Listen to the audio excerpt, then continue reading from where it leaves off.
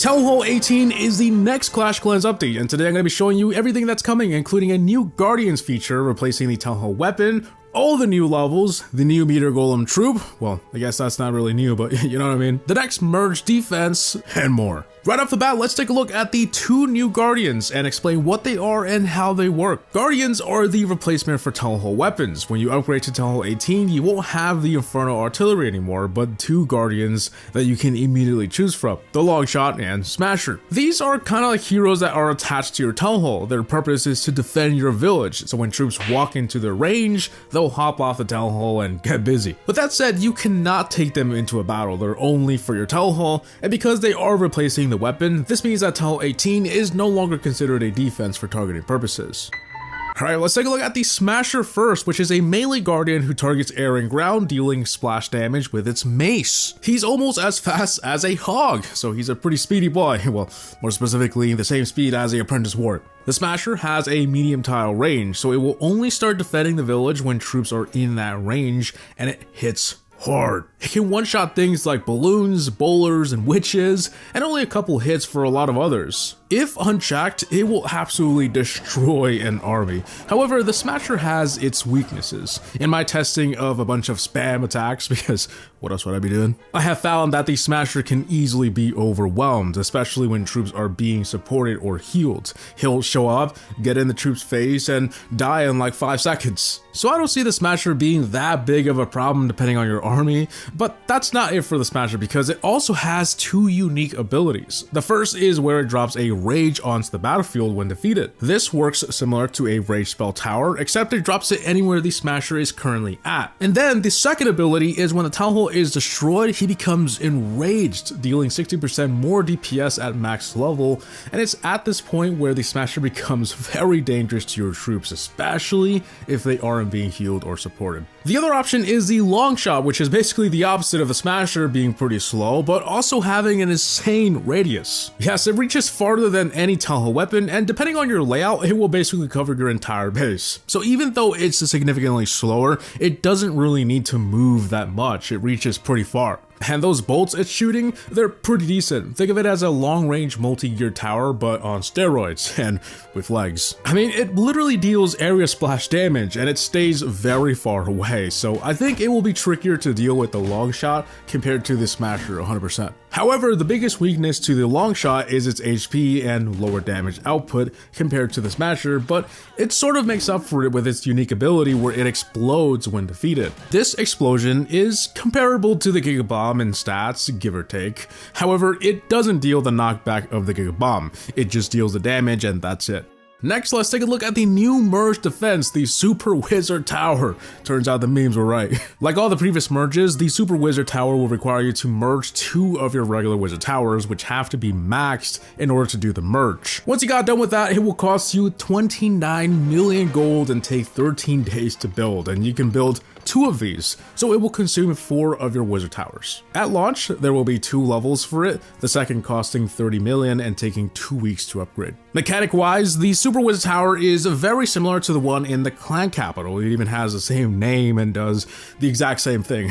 The only difference being the stats, obviously. The wizard on top of the tower is now a Super Wizard, so instead of firing single area damage shots, its shots are now chained. The way it works is it targets one troop first, then that attack chains to other troops nearby, up to 15 of them. And the damage output is pretty good, roughly the same as 3 Wizard Towers at max level. It also has more range than the regular Wizard Tower, 1 more tile, so that will come in handy, and about double the HP. Not gonna lie, I didn't notice them too much during my test attacks. These were all in regular difficulty, no modifiers. They were dealing some pretty decent damage to groups of dragons and super yetis, for example, but it was nothing crazy, especially with all the spells and Grand Warden. It really gets overshadowed by everything else in the village that's dealing the most damage. But it's not terrible. I think the real threat here is going to be to lower DPS units like swarms of bats, skeletons, maybe stuff like hogs, miners. Overall, I think this is a pretty decent merge to a defense that was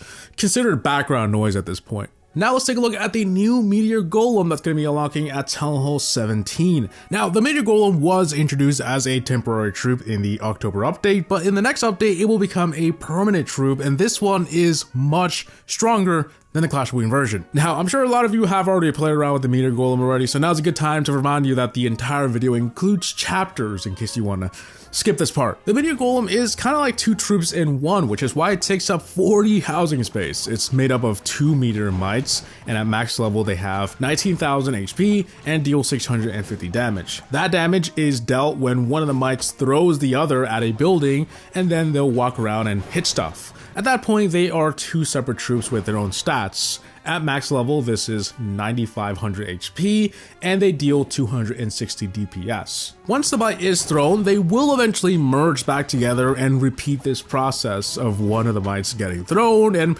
merging back together, and it happens over and over again. Now, I'm not really a good attacker by any means. I just ended up trying to spam these, of course, and surprisingly, they are very good at that. They are absolute tanks. Defenses struggle to take down all that HP, so they survive a pretty decent amount of time. I could see these being a pretty popular smash attack of some sorts. If you have a better army than what I came up with, it shouldn't be that hard. Like I said earlier, these are unlocked at Townhall 17 with 2 levels, and then at Townhall 18, you can upgrade them to level 3, so 3 levels right off the bat.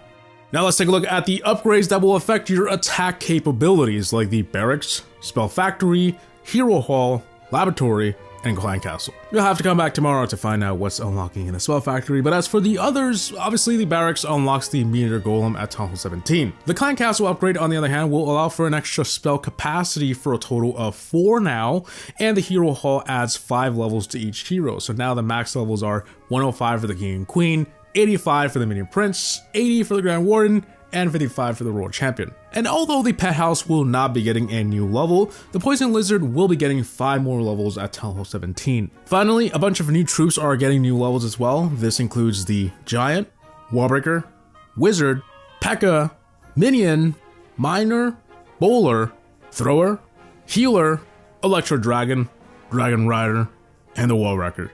There are also several defenses getting new levels, including the Multi-Gear Tower, Ricochet Cannon, Multi-Archer Tower, Air Defenses, Bomb Tower, and Walls, which look pretty awesome. I really like the theme they were going for here. It's not too loud, it's not too subtle, and I'm really glad they made the walls dark in color. It really makes everything pop. I think once we can upgrade all the walls and other defenses get new levels as well down the road, a max Townhall 18 is gonna look pretty dang sweet. We also got several traps going up, including the bombs, air bombs, skeleton traps, and spring trap. And finally, everything else getting a new level at Townhall 18 are the obvious ones, like all of the storages, but some surprising ones like the resource collectors, which are actually going to be maxing out at Townhall 16. But at this level, you will not be able to supercharge them.